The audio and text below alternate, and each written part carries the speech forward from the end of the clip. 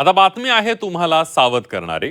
बदलत्या जीवनशैलीमुळे केस पांढरे होणं ही सर्वसामान्य बाब बनलेली आहे। पण चांगलं दिसण्यासाठी आणि पांढरे केस लपवण्यासाठी बहुतेक जण हेअर डायचा वापर करतात आणि केस काळे करतात। पण याच रासायनिक हेअर डायच्या अतिवापरामुळे कॅन्सर होण्याचा धोका वाढतो आणि त्यामुळे तुम्ही जर सतत हेअर डाय करत असाल तर खबरदार। रासायनिक हेअर डाय वापरताय, सावधान।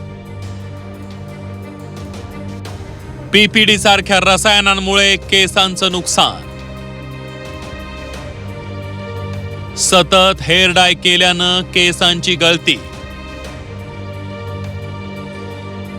डायचा अतिवापर ठरू शकतो धोकादायक। पांढऱ्या केसांमुळे वय वाढलेलं दिसतं, त्यामुळे अनेक जण पांढरे केस लपवण्यासाठी हेअर डायचा वापर करतात। आठवडा 15 दिवसांमध्ये डाय लावून केस काळे करणं हा अनेकांसाठी सवयीचा भाग असतो। पण सतत केसांना रासायनिक हेअर डाय लावणं धोकादायक ठरू शकतं, कारण हेअर डाय मधील काही रसायनं तुमच्या केसांना काही दिवसांसाठी काळं ठेवत असली तरी दीर्घकाळासाठी ते केसांसाठी मारकच ठरत असल्याचं अभ्यासातून दिसून आलंय। हेअर डाय मधील अमोनिया, हायड्रोजन पॅरॉक्साइड आणि पीपीडी यांसारखी रसायनं केसांचं मोठं नुकसान करतात। त्यामुळे केस कोरडे आणि ठिसूळ होऊन तुटतात। टाळूवर खाज, जळजळ आणि ॲलर्जी होते। वारंवार वापरामुळे कर्करोगाचाही धोका वाढू शकतो। डायमधील रसायनांमुळे केसांमधील नैसर्गिक ओलावा कमी होतो। ही रसायनं केसांमधील प्रथिनं काढून टाकतात, त्यामुळे केस कोरडे होऊन निर्जीव होतात। केस गळती वाढते आणि केस दोन तोंडी होतात। पीपीडी मुळे अनेकांना त्वचेची तीव्र ॲलर्जीचा त्रास होऊ शकतो।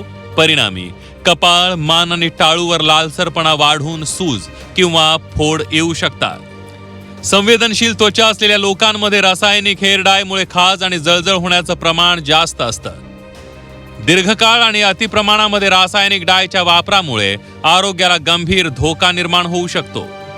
डायमाइन हा केसांना काळा रंग येण्यासाठी आपण वापरतो, ज्याच्यामुळे केसांच्या मुळाशी लालपणा येणे, खाज सुटणे, केसांच्या मुळाशी फोड येणे अशी लक्षणे आढळतात।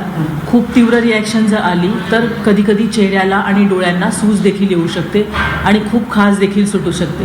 आणि दुसरा घटक जो आहे अमोनिया, त्याच्यामुळे केसांचे क्युटिकल म्हणजे बाहेरचे जे संरक्षणात्मक आवरण आहे त्याला डॅमेज होतो। केस अत्यंत निस्तेज, कोरडे होऊन तुटू शकतात। सो हे प्रामुख्याने होणारे तोटे आहेत। रासायनिक डायमुळे होणारे धोके टाळण्यासाठी कोणताही नवीन डाय वापरण्यापूर्वी नेहमी त्वचेवर पॅच टेस्ट करून पाहायला हवी। शक्य असल्यास नैसर्गिक किंवा हर्बल हेअर डायचा वापर करण्याला प्राधान्य द्यायला हवं। ॲक्च्युली पॅच टेस्ट नावाची एक टेस्ट असते, ज्याच्यामध्ये आपण 24 तास आधी केसांना रंग लावायचा।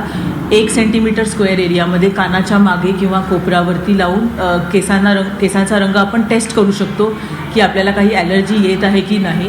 बाजारामध्ये कमी रसायनयुक्त म्हणजे पॅराफिनिलिन, डायमाइन फ्री किंवा ammonia free hair dye available आहे। त्याचा रंग जास्त काळ टिकत नाही, परंतु ॲटलिस्ट येणाऱ्या ॲलर्जिक रिॲक्शन्स कमी असतात। पांढरे केस लपवण्याच्या प्रयत्नात रासायनिक डायचा अतिवापर करणं धोकादायक ठरू शकतं। वर्षानुवर्षे वारंवार वापरामुळे कर्करोगाचा धोका वाढू शकतो। त्यामुळे यापुढे केसांना डाय करताना तुम्ही रासायनिक डायऐवजी नैसर्गिक किंवा हर्बल डायचाच वापर करा आणि धोका टाळा। ब्युरो रिपोर्ट, झी 24 तास।